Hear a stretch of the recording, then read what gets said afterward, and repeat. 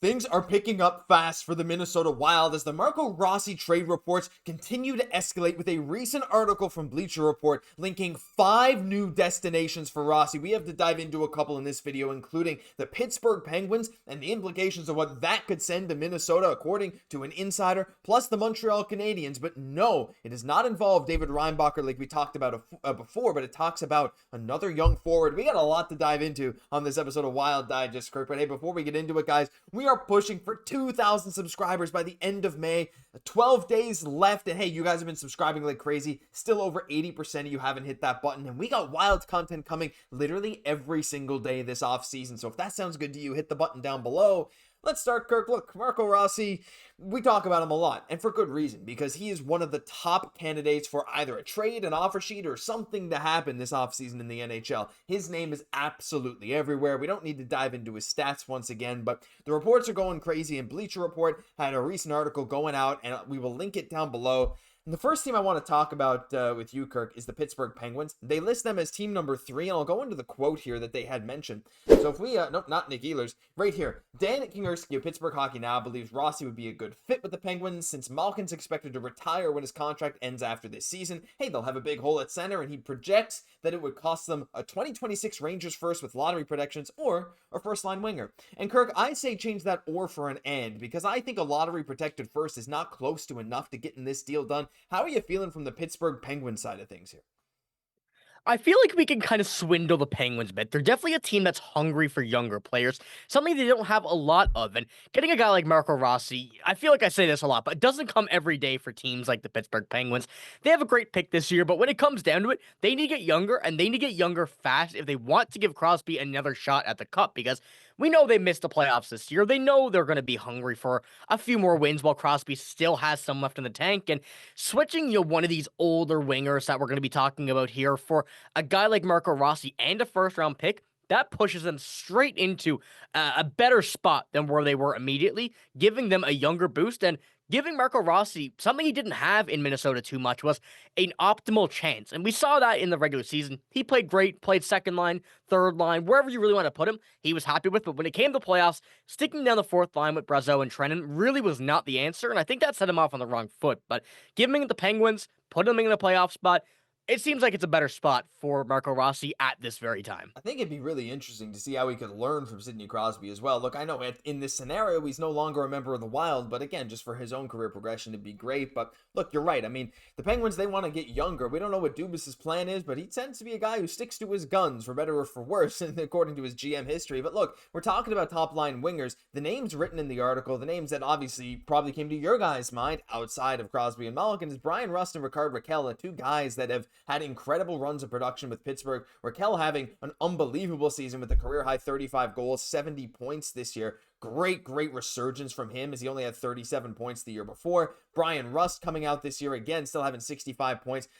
Kirk, how you feeling about these two guys? I mean, look, I look at a guy like Rust. Again, we're talking a 33-year-old. We're talking a 32-year-old Rickard Rakell. They fit the Minnesota Wild's bill of, hey, let's try and win right now, especially with this money coming off the books. You don't have him long term, right? You got like a little bit of a shorter deal. But I feel like that's kind of, it'll give you win now stuff for Rossi, but I feel like we're also looking to build a bit longer term. Do either of these guys do it for you? I feel like one plus a draft pick, maybe, but I'm not necessarily sold, though you really never know if it's the right price. This kind of guy could, like Rakell or Rust, come in right away and make an impact. Yeah, there's really two sides of the coin here. I think that a guy like Rust, a guy like Rakell, both have proven to be great players in the NHL, and Brian Rust being a very consistent player over his time, and Rickard Rakell having a career year and a very sneaky good year that I'm assuming a lot of people didn't really recognize. 70 points, 35 assists and goals. He's a very talented player, and one thing that fits the bill for the Minnesota Wild is he is a Swede. We know they love the Swedes, so that is an option there in my mind. I still love Brian Rust. There's no doubt about that. He's really secured himself as a very good top 6 player wherever he would go, playing with Crosby throughout his seasons. But with a Rickard Rakell, a 2026 first-round pick, that to me seems like it would have to be the deal. And like you said, Josh, you have to take out the or, and I think you have to put an and when it comes to what this trade would come down to. A 2026 first gives the Wild some more assets to be able to either make a pick, trade the pick, do what they want, and Then they have a guy like Rickard Rakell who would help them now. So you're not necessarily giving up that young guy for just an older player. You're going to get a 2026 first round pick.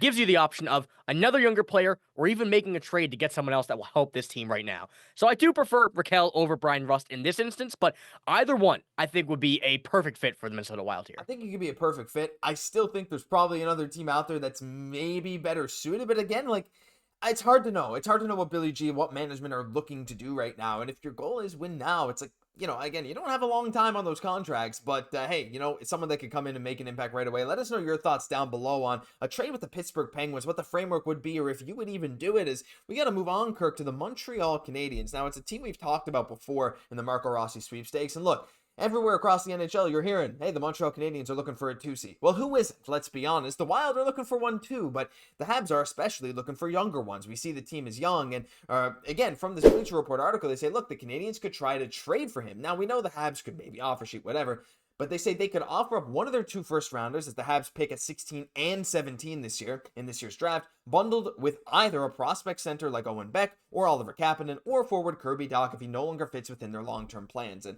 when we're looking at this kind of stuff here, Kirk, like, this is, to me, a bit more of an interesting trade for Minnesota that it comes with some risk, some reward. Of course, picking 16 and 17 in the draft, getting that kind of pick this year from Minnesota could be very, very valuable, but also alongside a young player. Owen Beck is very much a 200-foot player, known for his defensive ability, but actually showed up and scored a lot in the AHL this year, helping lead the 1 seed Laval Rocket, who are still in the playoffs right now in the semifinals, but he's very good. Oliver Kapanen, 21-year-old guy who was 4th in the SHL in points per game. But Kirby Dach is the guy that I want to really focus on here. Look, Beck and Kapanen, they're cool, younger prospect guys, both centers, both project to be very solid players, but Kirby Dach's one of those guys, Kirk, that just hasn't worked out in Montreal. He's had 2 multiple, like, horrendous knee injuries. He's had such bad luck. We know the skill is there. He's 6'4", 221. He fits Bill Guerin's profile. When he's been healthy, he's been good. It's just he hasn't been in 2 years. What are your thoughts on a Kirby Dach deal for Marco Rossi? I love Kirby Dach. There's no doubt about that. Even with Chicago, I did like him. Even with Montreal, I did like him. But I still think that this is a major risk. 2 knee injuries, 2 horrific knee injuries. That's not a good thing to have when you're so young, when you're coming off back-to-back ones, an injury season. Trying to get back is not going to be a quick process, and I feel like the Wild's plan right now is not to wait on a guy like Kirby Dach. They would want him in the lineup now to be able to kind of just fit in, replace, go and do what they want to do at 2 or 3 seed, because we know that we're going to see some new centers in this team. We know that we're going to see a few different scenarios here when it comes down to it. So Kirby Dach could work, but I don't like the idea of an injury history and what it is right now. The first round pick, a 16 and 17, would be great. Obviously the Montreal Canadiens have those 2 back-to-back, one from Calgary. The Wild don't have any. They're all with Columbus. So it is an interesting way to kind of look at this about a big risk, big reward, but also having that idea of a pick. It kind of is a bit of a safety net there. But this one, to me, just has some worries in my mind when it comes down to it. Yeah, I agree. And it's like, look, in a way, you can almost look at it like the Wild getting their own pick back, like right there in the middle of the first round, makes sense of where we fell out of the playoffs, and you still get a promising player. Like when Kirby Dach was playing on the top line with Nick Suzuki and Cole Caulfield back in 22-23, there was like a 20 or 30 game sample size where he was near a point per game. Then he was bumped down. Juraj Slavkovsky kind of emerged as a guy, and they had a couple other guys going around the lineup, and then Kirby got hurt as well. So it's like he can be good. I mean, 38 points in 58 games when he was 22 years old. It's like a big thing. It's just not really working. Before we end off this video, Kirk, just any thoughts on maybe going for a prospect from Montreal? That was the other suggestion here. One of those 16 or 17th picks plus like Owen Beck and Oliver Kapanen are very much like B plus prospects. They're not like sure things to be top 6 players or anything like that. They're very much guys who project to be impact bottom 6 guys. To me, that doesn't move the needle at all in a Marco Rossi deal. You would need to package other picks alongside that, especially since I think other teams are going to want to come in. Montreal has a plethora of picks. If we're talking a first, a second, and a third, and someone like an Owen Beck or Oliver Kapanen, then I might bite. But at that point, I don't know if Montreal would even go for it. Oliver Kapanen, another guy, like you said, in the SHL, what was it, 4th in points per game or something like that, in a way at 21 years old. He's a very talented player, but Owen Beck rings some alarm bells in my mind. I really like Owen Beck. He, to me, reminds me of a Joel Eriksson Ek with a bit more offense.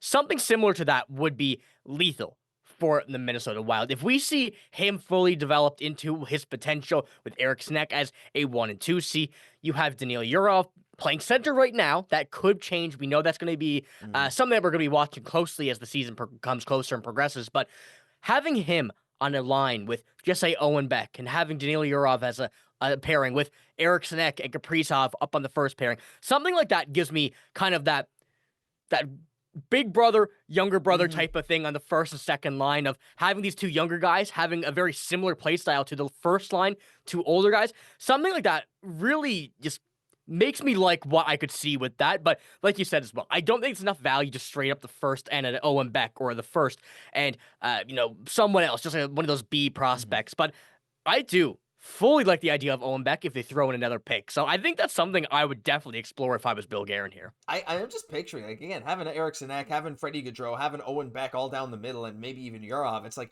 dang, if your bottom two centers, like in the future, Owen Beck's your fourth line, or maybe Freddie Gaudreau, those are your two bottom six centers, like it can work, right? Or even if the Wild want to play Yurov on the wing, they said center, but you bring in a Brock Nelson or something, and then you just have like this roster where you're like, every single line is a pain in the butt to play against. That's kind of Minnesota brand hockey. So it's very interesting. But listen, we got to hear from you guys down below. What are your thoughts on these trade proposals? Would you do either of them? Any of them? We'd love to hear from you. But that'll do it for this episode of Wild Digest. If you enjoyed, leave a like, comment, subscribe to the channel. Thank you all so much for tuning in every single day. I'm Josh Gosse, my co-host Kirk Day. We'll catch you in the next one.